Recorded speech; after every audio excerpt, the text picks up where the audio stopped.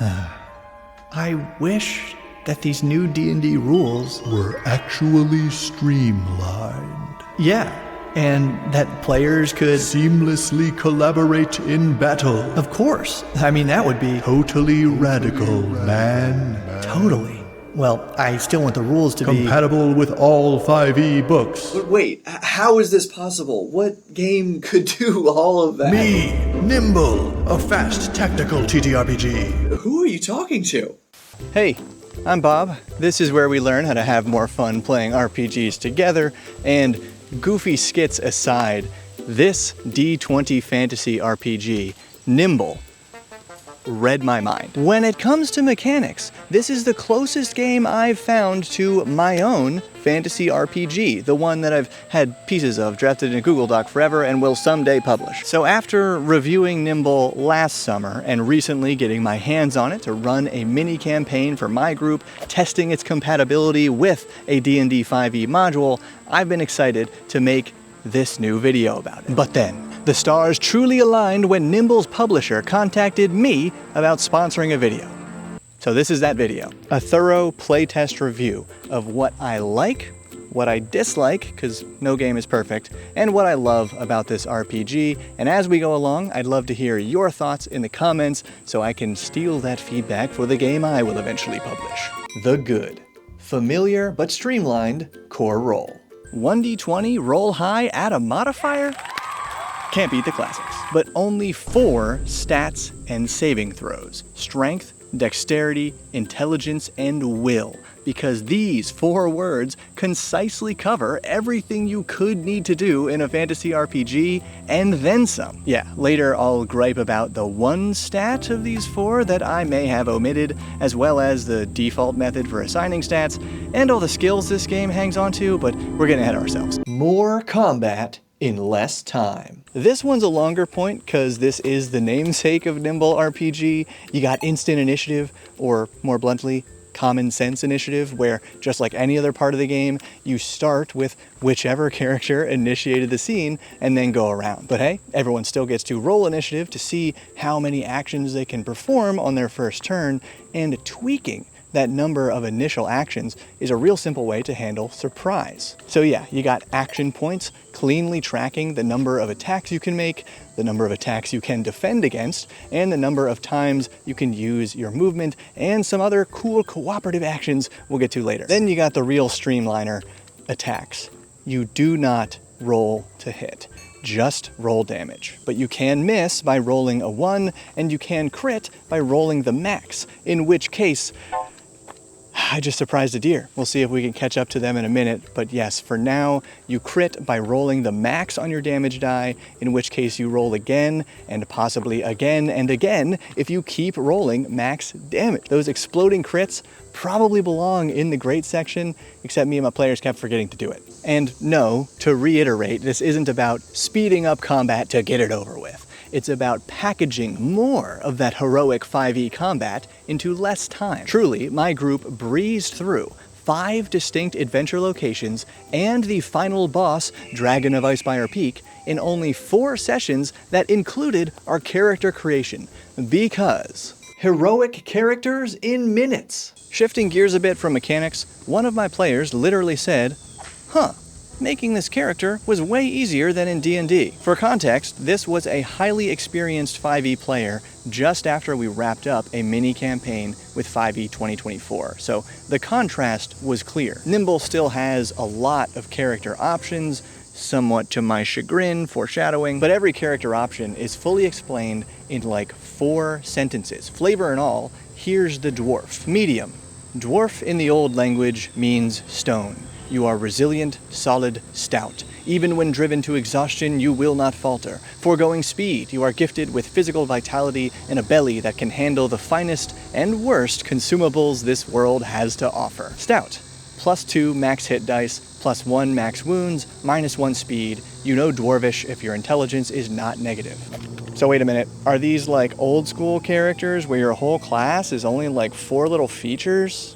First of all, those are cool classes, but no, not the case here. Every class gets a new or improved feature at every level, but all of those features, including their subclasses, fit on a single, double-sided US letter-sized page. So while they are easy to copy from the book, you could just print out your class and attach it to your character sheet. That is so refreshingly minimal for a super heroic fantasy game. By the way, the deer went in that way and it's toward a house, so they're gone.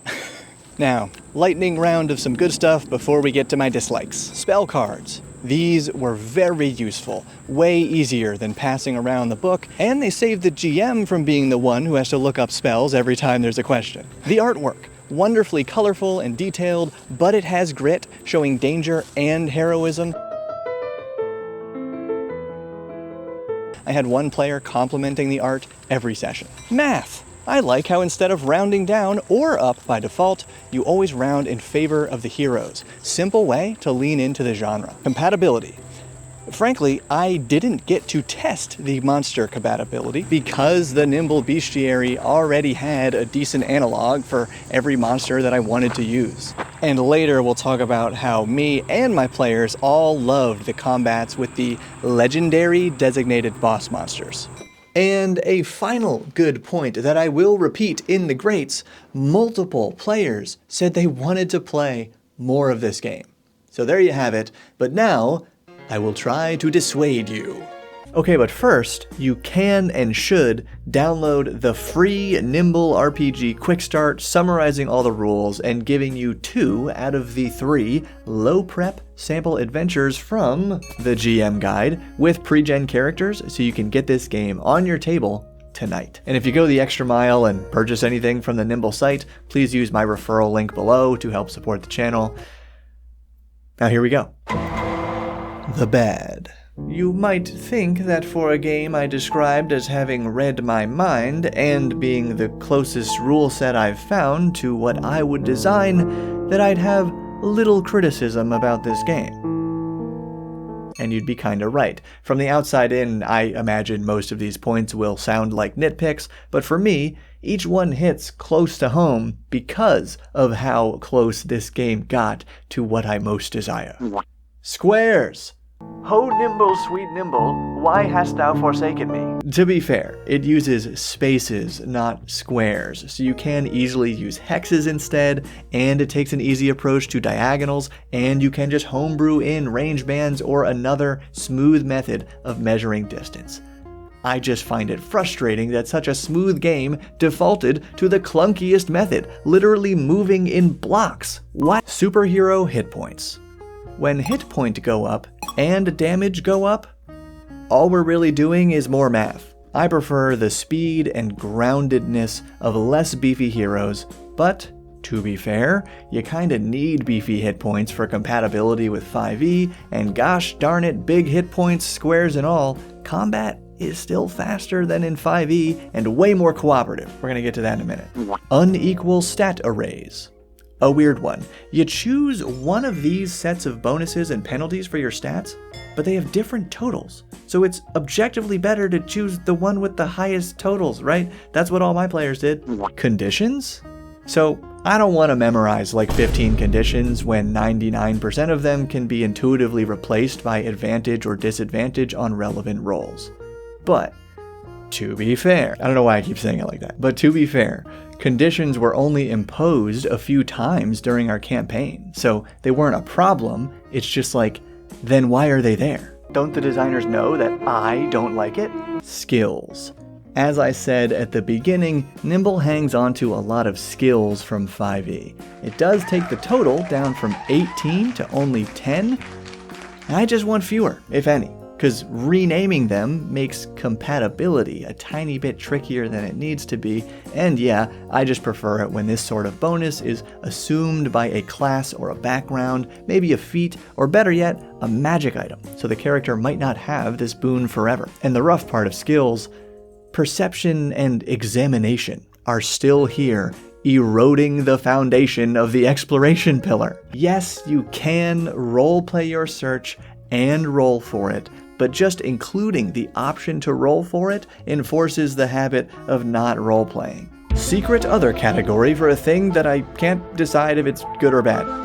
Related to my skills critique, I'm on the fence about whether or not the intelligence stat is part of this role-playing versus rolling dilemma. This could probably be a whole video, so for now, I'll just concede that while knowledge rolls can bulldoze over amazing opportunities for roleplay, I think a lot of players simply enjoy having a low or high intelligence stat on their sheet, and that alone probably makes it worth keeping. Similarly, I didn't love presenting the tons of wacky ancestry options in here, but my players dove right in with Glorp Slork the Oozling, Fractilio Forever Faithful the Crystalborn, Cronkilius Fjordborn the Shroomling, and Garbaphil Pustulant the Goblin.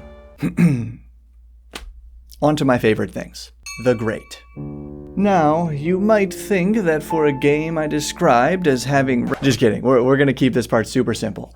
Nimble is wonderfully cooperative, the monsters are top-notch, and this game is incredibly easy to get on your table tonight. From the top, cooperative play.